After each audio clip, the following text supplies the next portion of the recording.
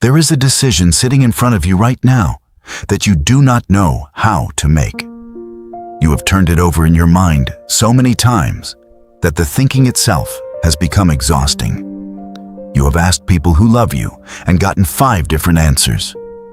You have made pro and con lists that balanced out so evenly they told you nothing. And in the silence after all of that, you are still standing exactly where you started, not knowing what to do. That feeling is not a sign that you are weak. It is not a sign that your faith is failing. It is actually a sign that you are human and that the decision in front of you carries real weight. But here is what I want you to know before we pray. God did not design you to figure this out alone. He never intended for you to carry the weight of every major decision on your own understanding. And tonight, or this morning, or whatever hour it is that brought you to this prayer, He is not frustrated that you do not have the answer yet. He is waiting to be asked. James 1:5 says, "If any of you lacks wisdom, let him ask God, who gives generously to all without reproach, and it will be given to him." Did you notice what that verse does not say? It does not say, ask God and then wait to see if He is in the mood to answer. It does not say, ask God if you have been good enough recently to qualify. It says He gives generously to all without reproach, which means without making you feel bad for not already knowing. He is not holding the answer over your head. He is holding it out to you. All you have to do is ask. So let us ask together right now. Father, I come to you in this moment of genuine uncertainty. I am not going to pretend I have it figured out, because I do not. I am not going to dress this up in the kind of language that sounds spiritual, but hides how lost I actually feel right now. I am coming to you honestly, the way a child comes to a parent, not because I have earned the right to ask, but because you told me I could. You told me to ask, and you would answer. You told me to seek, and I would find. You told me to knock, and the door would be opened. So here I am, asking, seeking, knocking, with everything I have. Lord, you know the decision that is weighing on me. You know every layer of it that I have not even been able to put into words yet.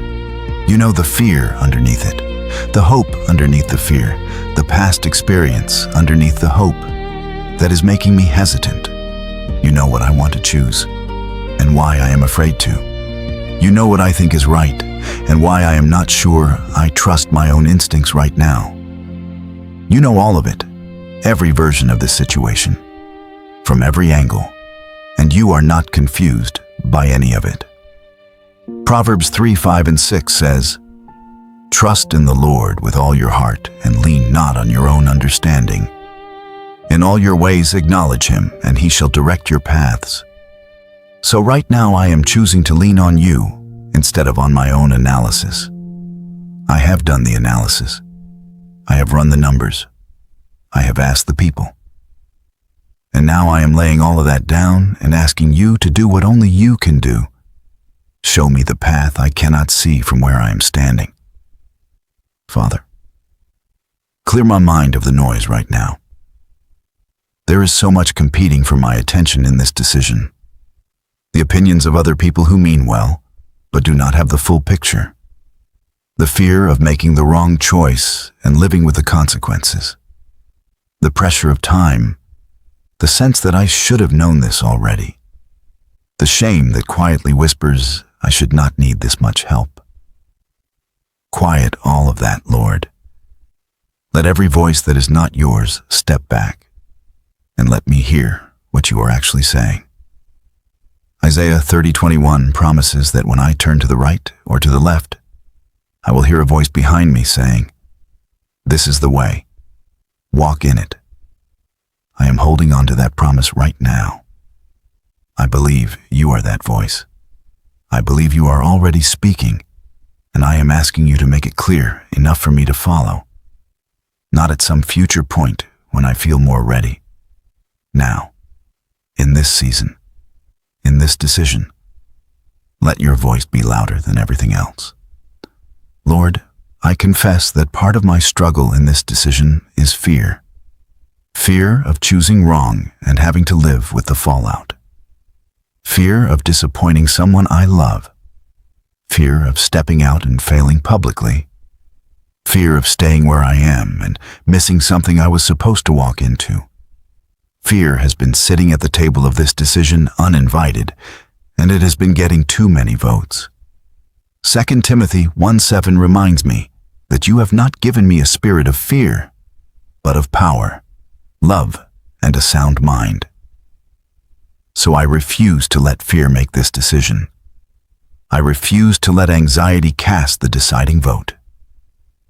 I ask you to replace the fear with a clarity that only comes from trusting you completely. Father, I want what you want.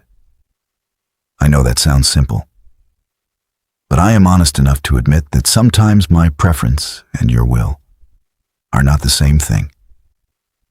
And sometimes I am afraid to ask you what you want because I am worried you will direct me somewhere uncomfortable. So I lay that down right now. I lay my preferences on the altar. I lay my timeline, my comfort zone, my ideal outcome, and my fear of the harder path. All of it, I lay it before you. Psalm 37:4 says, "Delight yourself in the Lord, and He will give you the desires of your heart." I believe that means when I am truly aligned with you, the desires you place in my heart and the direction you give me will begin to agree with each other. So align me, Father. Calibrate my desires to match your direction. Give me discernment, Lord, the kind that does not rely only on what I can see, but that senses the deeper truth beneath the surface of a situation. Hebrews 5:14 says that mature believers have trained themselves to discern good from evil. I want that kind of discernment. Train me through this very decision.